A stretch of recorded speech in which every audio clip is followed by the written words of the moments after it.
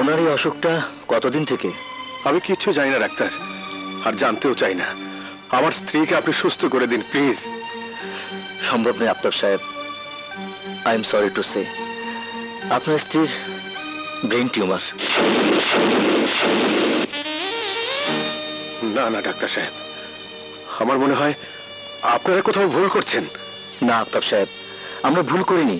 প্রতিটা test confirm করে আপনাকে বলছি, তার টিউমারটা ম্যালিগন্যান্ট, ফাইনাল স্টেজে। যে স্টেজেই থাক, ওকে আপনি সুস্থ করে দিন। যত টাকা লাগে আমি দেব। পৃথিবীর যে প্রান্তে ওকে নিয়ে যেতে বলবেন আমি নিয়ে যাব, কিন্তু ওকে সুস্থ করে দিন please doctor, please, I beg you. Sorry mister Aftab, আমাদের চেষ্টায় এই 2 দিন উনি বেঁচেছিলেন, কিন্তু আর কতক্ষণ উনি বাঁচবেন তা আমরা জানি না।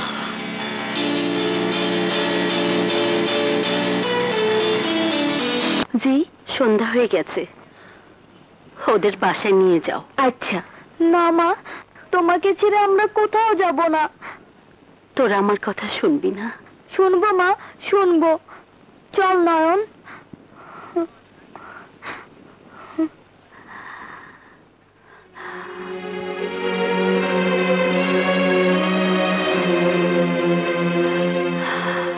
নয়ন, আখি। মা, মা।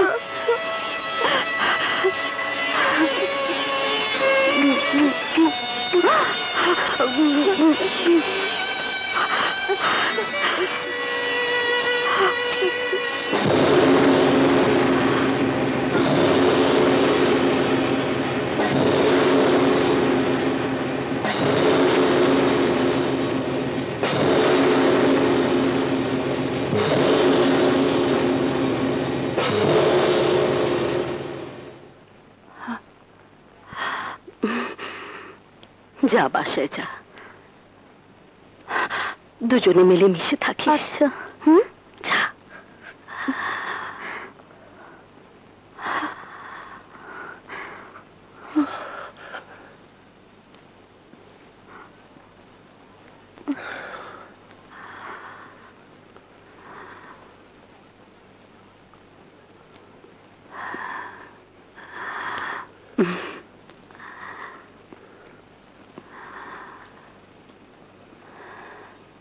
ডাক্তার কি বলল? বলেছে 2 দিন রেস্ট নিলেই তুমি সম্পূর্ণ সুস্থ হয়ে যাবে।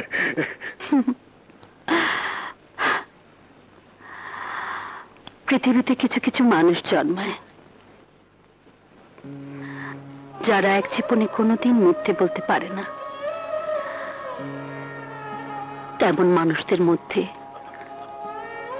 আমার দেখা সেরা মানুষটি তুমি। আমি তোমার মুখ দেখেই বুঝতে পেরেছি ডাক্তার কি বলেছে। আমি জানি আমি আর বাঁচব না।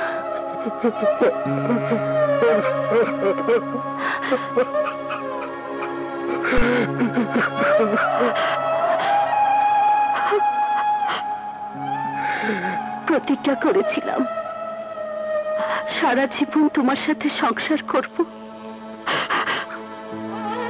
তোমার সুখ দুঃখের সাথী হব, কিন্তু কিন্তু সেই প্রতিজ্ঞা আমি রাখতে পারলাম না। আমাকে তুমি ক্ষমা করে দিও, ক্ষমা করে দিও। কাঁদবে না, খবরদার তুমি কাঁদবে না, কাঁদবে না। কান্না তোমাকে মানায় না। তোমার চোখে পানি দেখলে আমি মরেও শান্তি পাবো না। আল্লাহর কাছে হাজার শুকর যে আমি এই জীবনে তোমার স্ত্রী হবার সুযোগ পেয়েছি। আমার কোনো চাওয়া তুমি অপূর্ণ রাখোনি। যদি আর একটা জিনিস চাই আমাকে দেবে। বলো বলো রোকেয়া, তুমি কি চাও বলো। আমাকে আমাকে শক্ত করে একটু জড়িয়ে ধরো।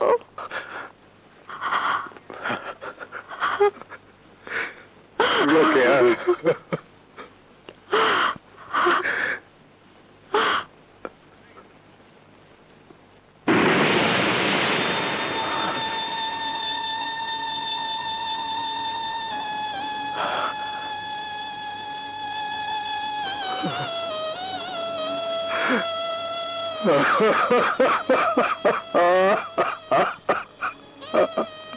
ছোট ছোট আনন্দ, ছোট ছোট খুশি, এমন জীবনটা বড় ভালোবাসি।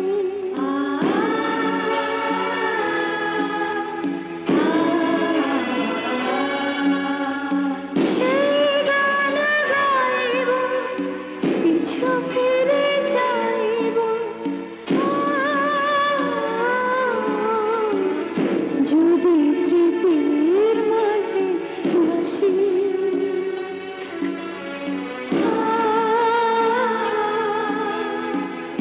যদি স্মৃতির মাঝে ভাসি।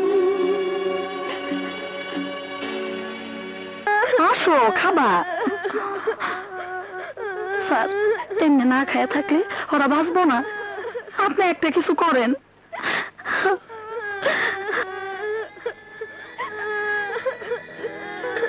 আখি, নয়ন, এসো খাবে। বাবা, মাকে ছেড়ে খেতে ইচ্ছে করছে না। মা নিজের হাতে ভাত মেখে আমাদের খাইয়ে দিত। ঘুম পাড়লে গান গেয়ে আমাদের ঘুম পাড়িয়ে দিত। মায়ের কথা খুব মনে পড়ছে বাবা। মা, বাবা।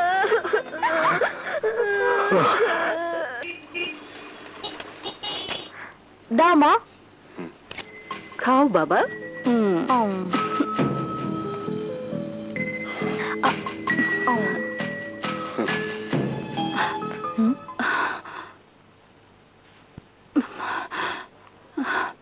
Sir, sorry sir, I am extremely sorry. আমার বোন আজ দেশের বাড়ি গিয়েছে তো, তাই ওকে দেখাশোনা করার মতো কেউ নেই। ছেলেকে তাই অফিসে নিয়ে আসতে বাধ্য হয়েছি। কাল থেকে ওকে আর অফিসে আনবো না স্যার। ওকে খাওয়ানো শেষ করে আপনি একটু আমার রুমে আসুন। Yes sir.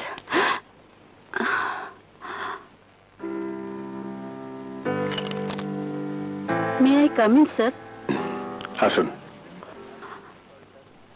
Sir, I am extremely sorry sir. না না, সরি বলার কিছু নেই। একটা গুরুত্বপূর্ণ ব্যাপারে ডিসকাস করার জন্য আপনাকে ডেকেছি। আমিও আমার বাচ্চাদের নিয়ে ঠিক একই ধরনের সমস্যায় পড়েছি। ওরা ওদের মাকে ছাড়া কোনো কিছু খেতে চাচ্ছে না। ওদের নিয়ে যে কি করি। স্যার, ওদের জন্য আমার বড় কষ্ট হয় স্যার। এত ছোট দুটো বাচ্চা ছেলে মেয়ে মায়ের আদর যত্ন ছাড়া কি করে বাঁচবে? স্যার, একটা কাজ করলে কেমন হয় স্যার? ওদেরকে হোস্টেলে দিয়ে দিন। হোস্টেলে? না না, বাড়িতে আমি থাকার পরও ওদের কান্না থামছে না। আমি ওদের হোস্টেলে কি করে দেব? তাহলে কি করবেন? আমি যদি আপনার কাছে একটা হেল্প চাই, দেবেন? আপনি কয়েকদিন অফিসের কাজ না করে আমার বাড়িতে আমার ছেলে মেয়েদের কাছে থাকবেন। আপনার নিজেরও সন্তান আছে। সেই সন্তানের আদর যদি কয়েকটা দিন আমার ছেলে মেয়েদের দিতেন, তাহলে হয়তো ওরা ধীরে ধীরে স্বাভাবিক হয়ে উঠত। কিন্তু স্যার, আমার স্বামী মারা গেছে। ঘরে আমার একটি মাত্র ছোট ছেলে। ওর জন্য তো আপনার বোন আছেই। তাছাড়া আমি তো আর সারা জীবনের জন্য বলছি না। কয়েকটা দিনের জন্য কি আপনি ওটা টেক কেয়ার করতে পারবেন না? তার জন্য আমি যে কোনো অঙ্কের টাকা দিতে রাজি আছি। স্নেহের দাম টাকায় হয় না স্যার। Please Rabi. স্যার, আপনার অনুরোধের প্রয়োজন নেই। আমি যাব আপনার বাড়িতে। আপনার সন্তানদের কেয়ারটেকার হয়ে কিছুদিন সেখানে থাকবো। Thank you Robi, thank you.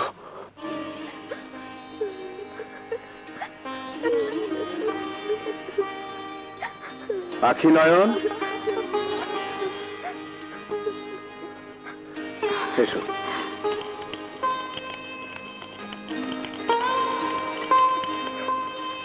Akhi, নয়ন, ইনি তোমাদের টিচার।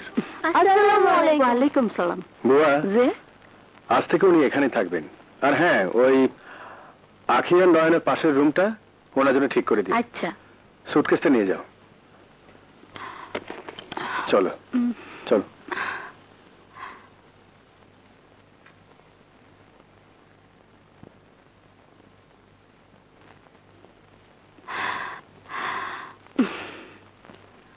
আখি, নয়ন, তোমরা পড়ছো না? কিভাবে পড়বো বলুন? পড়তে বসলে মনে হয় মা আমাদের পাশে বসে আছে। তাহলে মনে করো আমি তোমাদের মায়ের মতো, মা হয়ে তোমাদের পাশেই বসে আছি। আমাদের মা? হ্যাঁ। খবরদার আমাদের মায়ের সঙ্গে আপনাকে মেলাবেন না। আমার ভুল হয়ে গেছে সোনামণিরা। শোনো, অনেক রাত হয়েছে, আর পড়াশোনা নয়, এবার খাওয়া দাওয়া করে ঘুমোবে। কি হলো, এসো।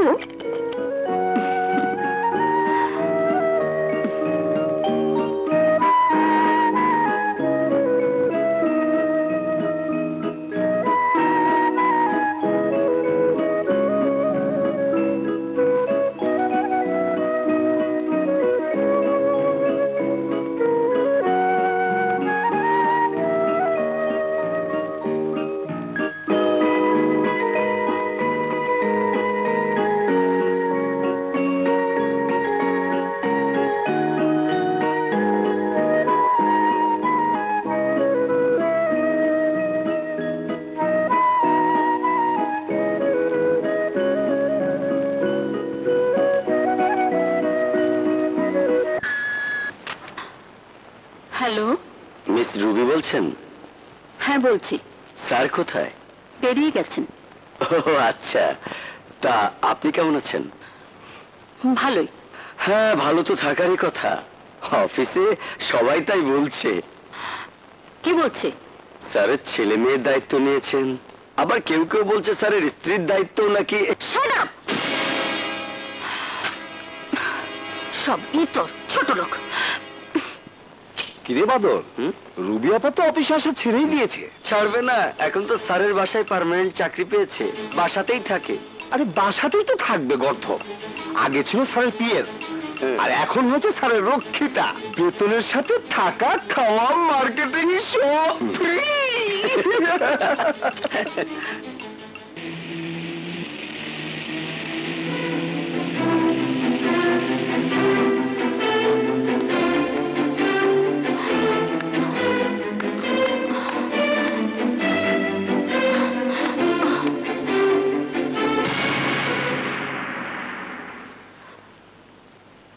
কোথায় যাচ্ছ রবি?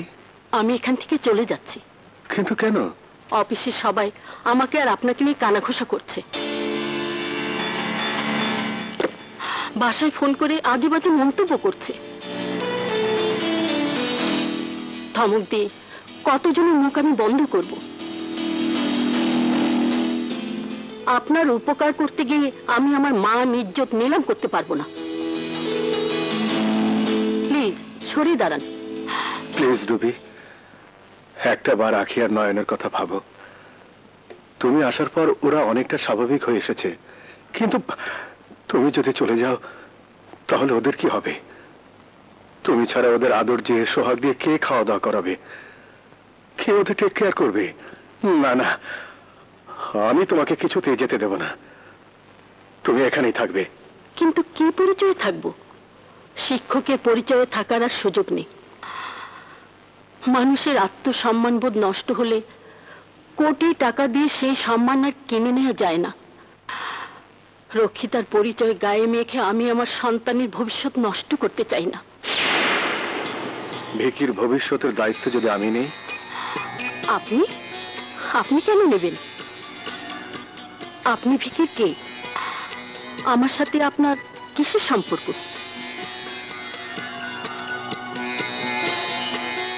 আমার সন্তানদের জন্য তোমার সাথে আমি নতুন সম্পর্ক স্থাপন করতে চাই। তোমাকে আমি বিয়ে করতে চাই। বিয়ে? না না, তা কি করে সম্ভব? অসম্ভব হবে কেন? তোমার স্বামী তো বেঁচে নেই। তোমাকে আমি বিয়ে করলে ভিকি পাবে বাবার স্নেহ, আর আমার সন্তানরা পাবে মায়ের আদর। প্লিজ প্লিজ রবি।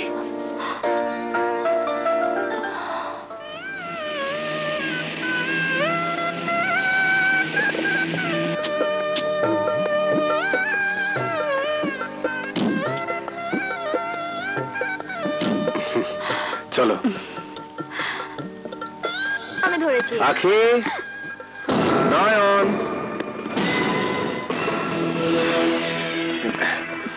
নয়ন, আখি, এই একটা কথা শুনলে তোমরা ভীষণ খুশি হবে।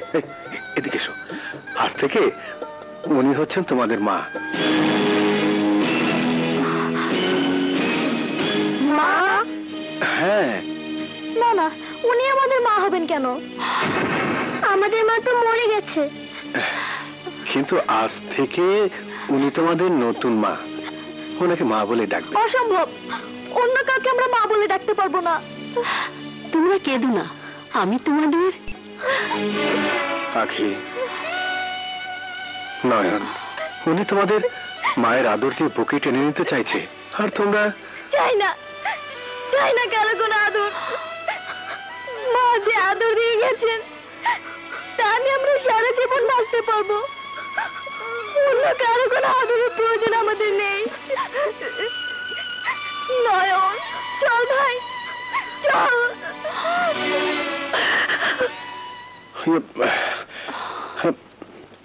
তুমি কিছু মনে করো না রুবি।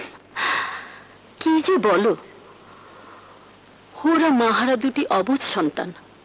ওদের মুখে হাসি ফোটাতেই তো আমি এখানে এসেছি, কাঁদাবার জন্য নয়। তুমি কোনো কিছু চিন্তা করো না, আজ থেকে ওদের সব কিছুর দায় দায়িত্ব আমার। চাকা চাকা চাকা চিক চা চিক চিক চা। ইয়ো ইয়ো শুশ। মা, ভিকি, মা, ভিকি, ভিকি, আয় বাবা, আমার সোনা জাদু। ভিকি। আসসালামু আলাইকুম আঙ্কেল। ভিকি, উনি তোমার আঙ্কেল নয়, উনি তোমার বাবা। আসসালামু আলাইকুম বাবা। ওয়ালাইকুম আসসালাম। ভিকি, আখি আর নয়ন, ওরা তোমার ভাই বোন। ভাই? কেমন ভাই মা? সৎ ভাই? না বাবা, আজ থেকে ওদেরকে তুই আপন ভাই বোন বলে মনে করবি। তুমি বললে তাই, না বললে নাই। রবি, আমি ওদের স্কুলে দিয়ে অফিসে যাব। চলো বাবা, চলো। আসি বাবা। শোন, ওদেরকে মুখে মুখে আপন ভাই বোন বললেও মনে মনে শত্রু মনে করবি। তুমি বললে তাই, না বললে নাই। চল।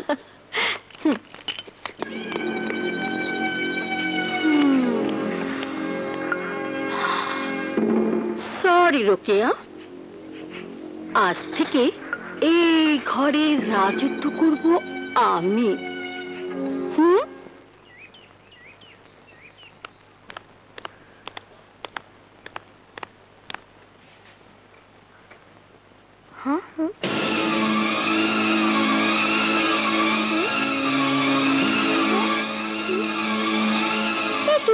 আমার মায়ের জায়গায় মহিলার ছবি কেন? মায়ের ছবি কোথায়? কালু, এই কালু, কালু। কালুকে আমি বাইরে পাঠিয়েছি, কিন্তু তোমরা এভাবে চিৎকার করছো কেন? ওখানে আমার মায়ের ছবি পরিবর্তে আপনার ছবি কেন? আমার মায়ের ছবি কোথায়? আমি সরিয়ে ফেলেছি। আমার মায়ের ছবি সরাবে আপনি কে? তোদের মা যখন ছিল তখন তার ছবি ওখানে ছিল, এখন আমি আছি তাই আমার ছবি ওখানে থাকবে। আপনি একটা ডাইনি, আপনি একটা শয়তান। আপনি ওকে মারলেন, বাবা এলে আমি বাবার কাছে বিচার দেব। বিচার দিবি? দেশ বিচার? তা কি বলিস? শুধু তোদের মারিনি, তোদের মায়ের ছবি স্টোর রুমে ফেলে দিয়েছি। আমাদের মায়ের ছবি স্টোর রুমে? নন, শিগগিরই আয়।